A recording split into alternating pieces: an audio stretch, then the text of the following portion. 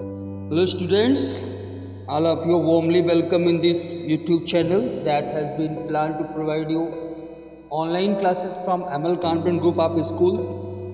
Students, from today we are going to start 5th chapter in the book Flamingo in prose section, that is Indigo by Louis Fischer. We all know very well about the indigo and indigo plantation against which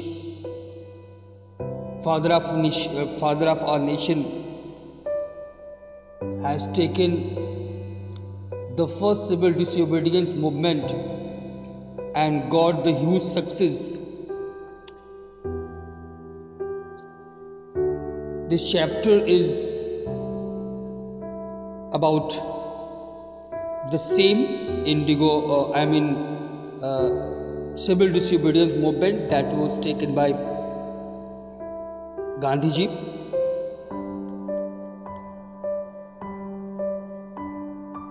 So, before we start,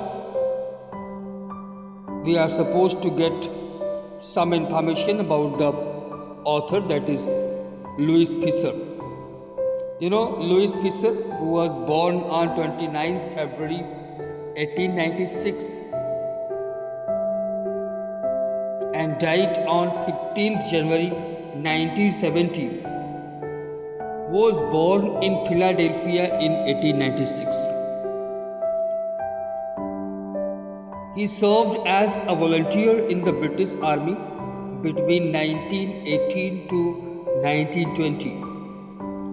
During the First World War. Fischer made a career as a journalist and wrote for the New York Times, the Saturday Review, and for European and Asian publications. He was also a member of the faculty of Princeton University. Among his works were a contribution to the ex-communist treatise The God That Failed, that was published in 1929. You know, The God That Failed is a very famous book. Another very important book that he has written was A Life of Mahatma Gandhi, that was published in 1950. Basis for the Academy Award winning film Gandhi. This book, A Life of Mahatma Gandhi, is base for the Academy Award winning film Gandhi, that was picturized in 1982, as well as A Life of Lenin, which won the 1965 National Book Award in History and Biography. So, this was an overview about the author. Now, the story, the chapter. As we all know that it is a chapter from Louis Fischer. It is an extract from his book, The Life of Mahatma Gandhi. Louis Fischer, born in Philadelphia, was a successful journalist. He was a great admirer of Mahatma Gandhi. He wrote a book on Gandhi titled The Life of Mahatma Gandhi. The book has been reviewed as one of the best books on Gandhi by Times Educational Supplement. Indigo is an extract from this book. In this context, the author describes the conflict between the poor peasants of Champaran and the British planters, and the peasants' victory over the British planters. The British planters were forced to abandon their estates and revert them to the peasants. This victory of peasants gave them confidence and they began to realize that they had their rights. They learned how to fight for their rights because before that they have forgotten that they have their human rights because they never got victory. Whenever there was a case in the court, it was sure that decision was going to be held in the Britishers' favor. So Indians had accepted it their lot. Despite of that, they always made their effort. So let us start the story. Indigo, about the author Louis Pasteur. Louis Pasteur, 1896 to 1970, was born in Philadelphia. He served as a volunteer in the British Army between 1918 to 1920. Pasteur made a career as a journalist and wrote for the New York Times, the Saturday Review, and for European and Asian publications. He was also a member of the faculty at Princeton University. The following is an excerpt from his book, The Life of Mahatma Gandhi. The book has been reviewed as one of the best books ever written on Gandhi, both by Times Educational Supplement.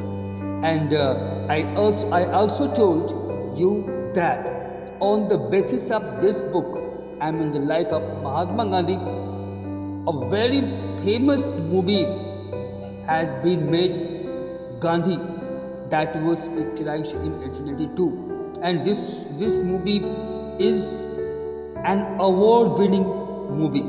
So let's start the chapter. Page number 46. When I first visited Gandhi in 1942 at his ashram in Sevagram in central India, he said, "I will tell you how it happened that I decided to urge the departure of the British. It was 1970. We all know very well that Gandhi's primary policy for treating the Britishers and the British government was to be appellant.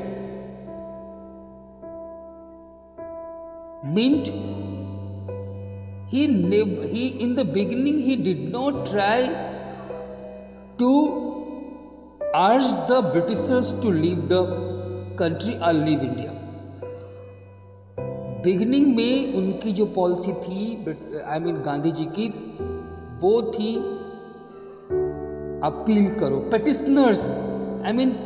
He always followed the policy of petitioners.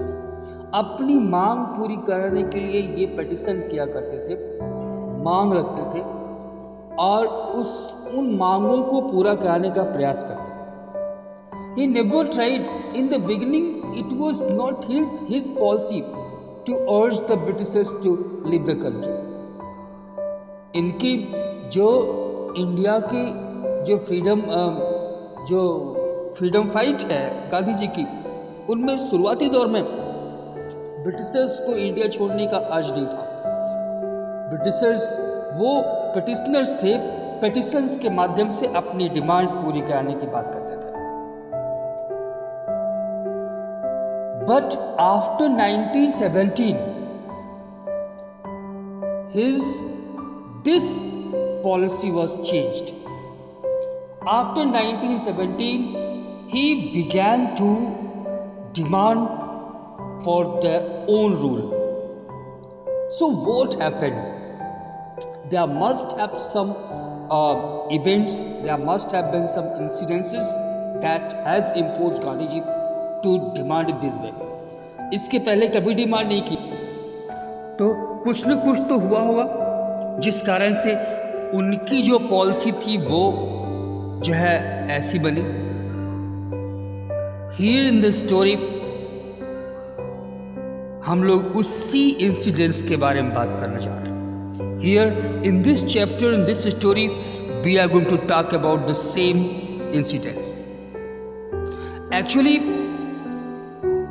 Lewis Fischer से पहली बार गांधी जी की भेंट हुई थी 1932 में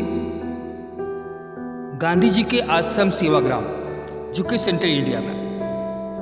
the first visit that was held between Louis Fischer and Gandhi ji was in 1942 in the ashram of Gandhi ji, whose name was Sevagram, and that is in central India.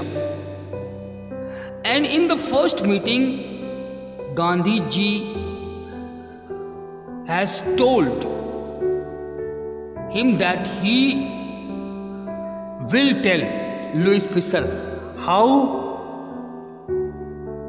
the incidences took a turn that made him to change his working policy. Actually, जब 1942 में, when in 1942 Louis Fisher met Gandhi ji, he expressed his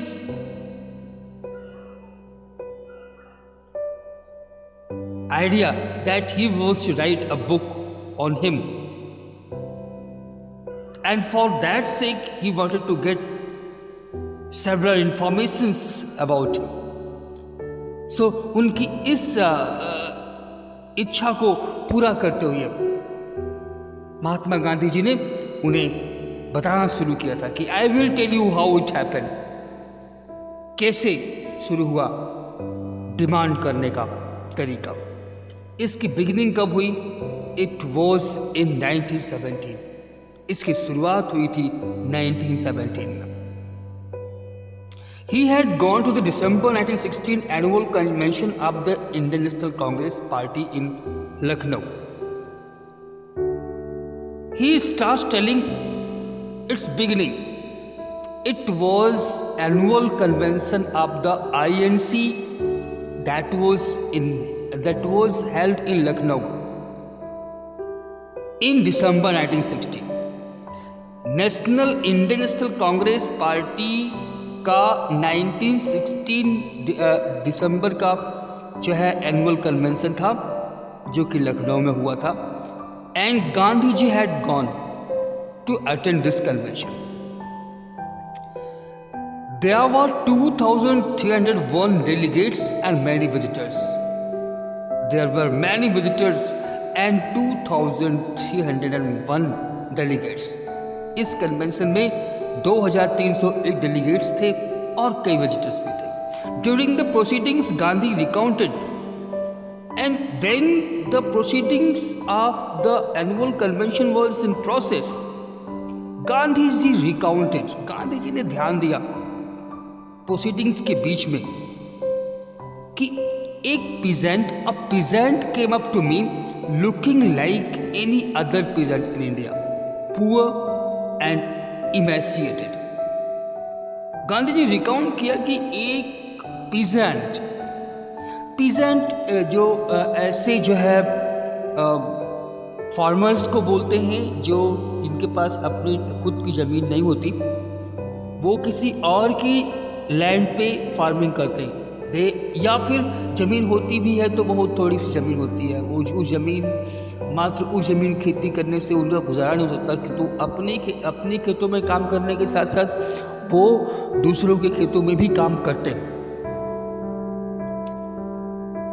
तो एक peasant मेरे पास आया, गांधी जी के पास आया, और वो एकदम वैसा ही था, एकदम सामान्य सा जैसे इंडिया के अदर पीजेंट्स होते हैं उन पीजेंट्स की तरह।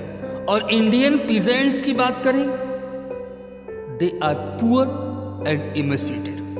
वो पुअर होते हैं और इमेसिएटेड होते हैं।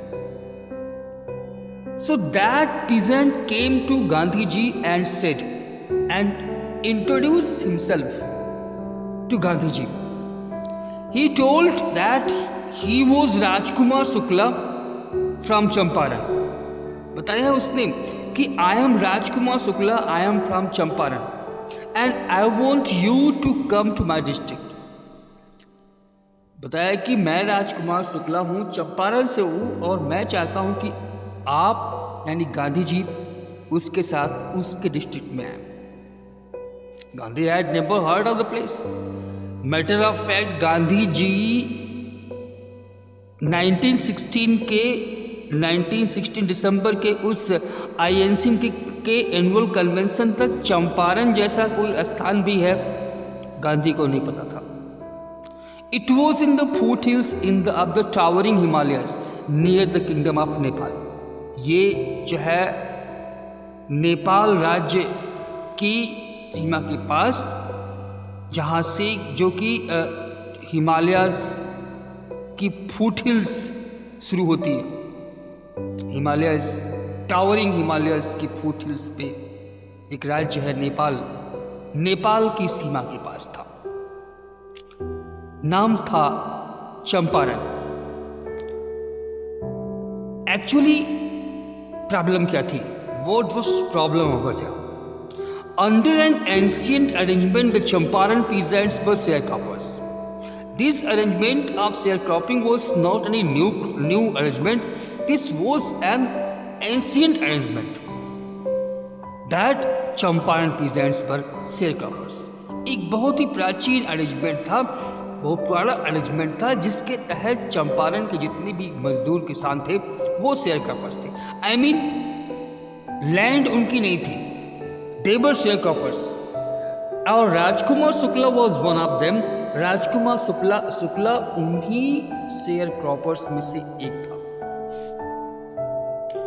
He was illiterate। There is nothing false। इसमें कोई झूठ नहीं है कि वो अशिक्षित था, अनपढ़ था, बट रेसोल्यूट। लेकिन हाँ, उसका रेसोल्यूशन एकदम पक्का था। He had come to the Congress session to complain about the injustice of the landlord system in Bihar। वो बिहार, चंपारण बिहार से चलकर लखनऊ आया था इंडियन नेशनल कांग्रेस के 1916 एनुअल कन्वेंशन में, जो कि दिसंबर में हुआ था, लखनऊ में हुआ था। लखनऊ आया था बिहार चल के। एक्चुअली उसको किसी ने बताया होगा, and somebody had probably said, किसी ने उसको संभवतः ये बताया होगा कि भाई तुम्हारी जो प्रॉब्लम है, इस प्रॉब्लम का सॉल्यूशन एक है, and that is to go to Gandhi and speak your problem to him. और इसीलिए वो गांधी से मिलने लखनऊ आया।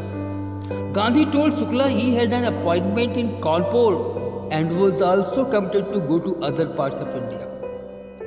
गांधी ने शुक्ला को बताया कि उनका एक अपॉइंटमेंट कानपुर में है और यही नहीं, इंडिया के अदर पार्ट्स में भी उनको जाना है।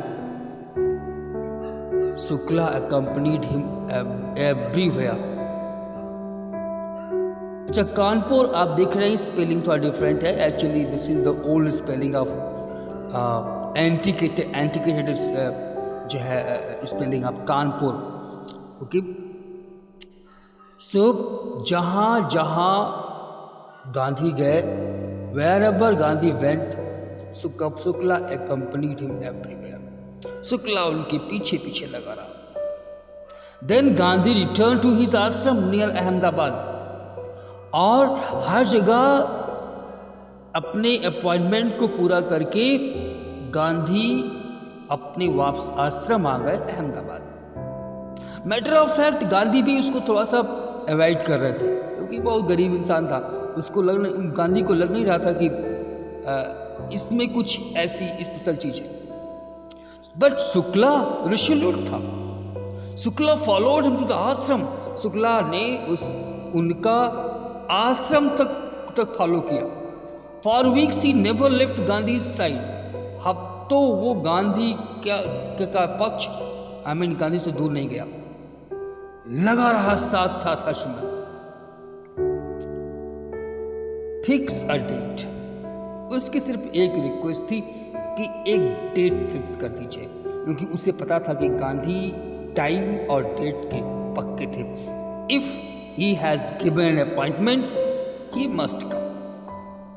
उनको पता था कि गांधी जी ने अगर डेट दे दिया तो फिर वो आएंगे ही।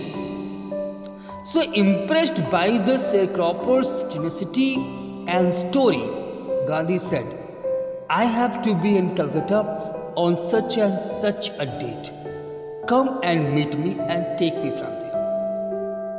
sharecroppers की जो टेनेसिटी थी और जो स्टोरी उसने शेयर किया, उस स्टोरी से इम्प्रेस हो गए गांधी और उनसे कहा कि ऐसा है, मैं इस डेट पे कलकत्ता में रहूंगा, तुम मुझसे वहां मिलो, कम एंड मीट मी, और फिर वहां से हमको लिवा जाओ। मंथ्स पास्ट, महीनों बाद बीत गए। Shukla was sitting on the haunches at the appointed spot in Calcutta when Gandhi arrived. Shukla उसी फिक्स प्लेस पे जहां पे उसने गांधी जी ने कहा था कि यहां मिलिएगा, उसी स्थान पे इन कलकत्ता शुक्ला वहीं बैठा था। He waited till Gandhi was free. Gandhi के फ्री होने तक इंतजार किया। And after that, the two of them boarded a train for the city of Patna in Bihar. उसके बाद फिर दोनों ट्रेन लिए और ट्रेन से बिहार के पटना शहर की ओर चल दिए। They began their journey for the city of Patna in Bihar. Patna पहुंचने के बाद there Shukla led him to the house of a lawyer named Rajendra Prasad. Rajendra Prasad ji के नाम से तो आप सभी लोग वाकिफ होंगे। You must be well familiar with the name of Rajendra Prasad. हाँ, ये डॉक्टर राजेंद्र प्रसाद जी ही हैं जो कि बाद में इंडिया के फर्स्ट प्रेसिडेंट बने। 1917 तक की कंडीशन में वो पटना में उनका घर था और वहाँ पर वो वकालत किया करते थे। He was an advocate. So Shukla उनको लिवा के राजेंद्र प्रसाद जी के घर गया, who later became president of the Congress party and of India, जो कि बाद में कांग्रेस पार्टी के प्रेसिडेंट बने और कांग्रेस पार्टी के नहीं, इंडिया के भी पहले प्रेसिडेंट बने। When they reached at his house, Rajendra Prasad was out of town. जब ये लोग पहुंचे उनके यहाँ तो राजेंद्र प्रसाद टाउन में नहीं थे, वो बाहर थे। But the servants knew Shukla as a poor human who pestered their master to help the indigo sharecroppers. लेकिन जो सर्वेंट्स हैं वो लोग they were well familiar with Rajkumar Shukla. Rajkumar Shukla से अच्छी तरह से वाकिफ थे। अब जी गांधी जी से तो वाकिफ नहीं थे, क्योंकि गांधी जी तो भाई अहमदाबाद गुजरात से बिलोंग करते थे, लेकिन शुक्ला से अच्छे से वाकिफ थे। उनको पता कि ये एक ह्यूमैन है। ह्यूमैन एक ऐसे आदमी कहते हैं जो किसी काम को करने के लिए प्रयास कर रहा होता है। काम बड़ा होता है, उसका प्रयास छोटा होता है, और वह अपने छोटे छोटे प्रयास से उस काम को पूरा करने का प्रयास करता रहता है। सो उनको पता था कि ये एक गरीब इंसान है और इंडिगो शेयरक्रॉपर्स की हेल्प करने के लिए उसके मालिक यानी राजेंद्र प्रसाद जी के पास जो है बार बार आता रहता है। So they let him stay on the grounds with his companion Gandhi. इसलिए उसके नौकरों ने क्या किया, राजेंद्र प्रसाद जी के नौकरों ने उसको जमीन पे बिठा दिया उनके साथी के साथ। whom they took to be another peasant, क्योंकि उनको लगा होगा कि ये जो शुक्ला के साथ आया हुआ ये भी कोई किसान होगा, तो जमीन पे बिठा दिया. But Gandhi was not permitted to draw water from the well, lest some drops from his bucket pollute the entire source. लेकिन गांधी को वो नौकर लोग उनके अपने कुएं से पानी नहीं भरने दिए. पता नहीं किस जाति का हो, इसकी बकेट का एक बूंद पानी भी पूरे कुएं के पानी को गंदा कर देगा. आप देख सकते हैं कि अनटचेबिलिटी का क्या सीन था इन दोज डेज.